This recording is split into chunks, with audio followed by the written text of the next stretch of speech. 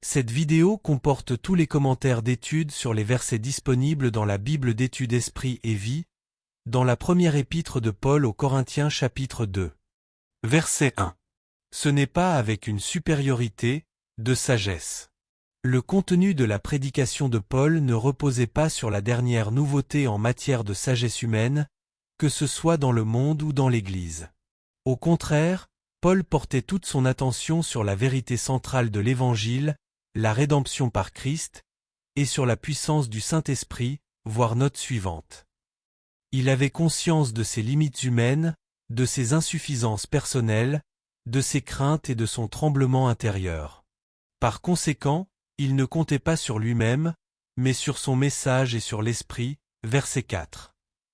Ceci a entraîné une plus grande démonstration de l'œuvre et de la puissance de l'Esprit. Verset 4. Une démonstration d'esprit et de puissance. Premièrement, en tant que démonstration de la puissance du Saint-Esprit, chapitre 1 verset 18 et verset 24, la prédication de Paul comprenait a. L'action de l'Esprit capable de convaincre les auditeurs de péché, de justice et de jugement et le témoignage de la puissance salvatrice du Christ ressuscité, voir chapitres 5 et 6, voir Jean 16 verset 8, note, acte 2 verset 36 à 41. B. La puissance de transformer les vies, chapitre 1 verset 26 à 27, voir acte 4 verset 13.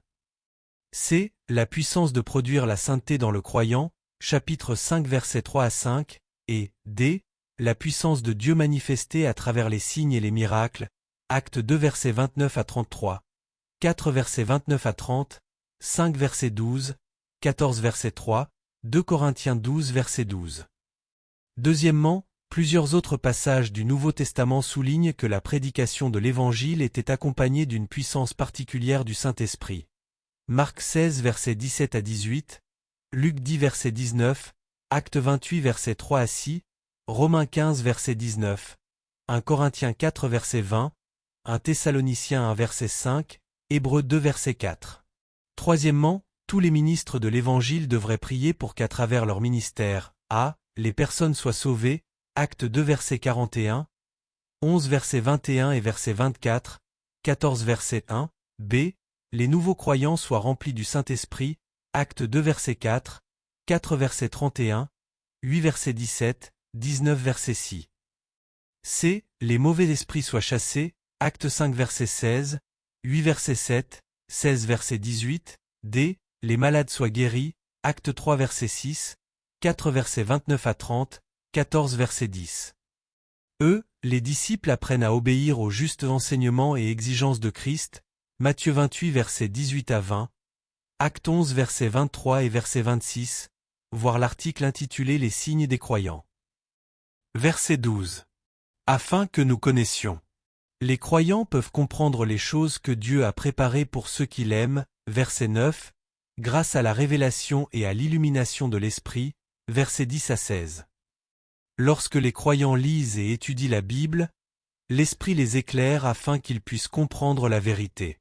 L'Esprit donne aussi aux croyants fidèles l'assurance que les Écritures sont inspirées de Dieu, Jean 16 verset 13, Éphésiens 1 verset 17. Verset 13. Discours qu'enseigne l'Esprit. Quoique Paul écrive dans le but de démontrer que sa prédication est d'origine divine, les versets 9 à 13 évoquent les étapes par lesquelles le Saint-Esprit a également inspiré la rédaction des Écritures. Étape 1.